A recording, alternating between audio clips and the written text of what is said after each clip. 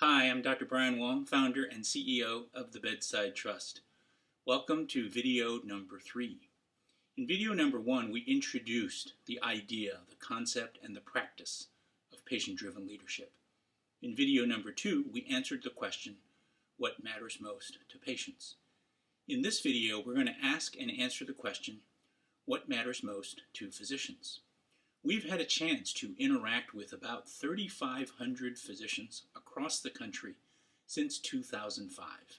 In that 6-year period of time, I've talked to physicians in almost every state in the union, in every type of practice environment, whether fee-for-service, independent practice, employed physicians, academic physicians, HMO physicians, contracted physicians.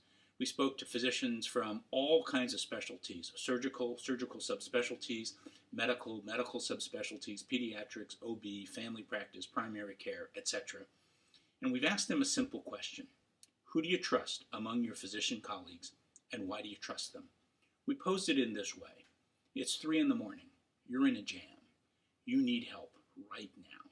Who do you call among a short list of physicians that you might call? Are there a certain number that always rise to the forefront, top of mind for you? And why is that?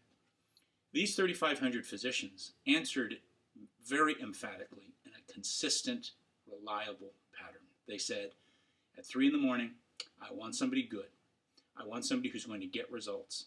And if it's 3 in the morning, I want them there. I want them to care about my patient as much as I care about my patient.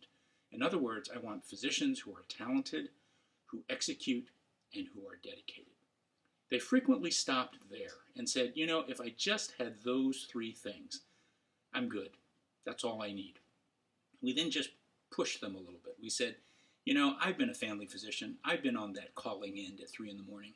Did you ever kind of pick up the phone and call a physician, and the person on the other end treated you like a second-class citizen, like you were an idiot, that you didn't know anything? And they said to a person, oh, I hate those guys. So I said to myself, and I said to them, this isn't just me, this is everybody. And they said, oh, there's a handful in every community. They make life miserable for the rest of us. All of us walk on eggshells whenever we're around them.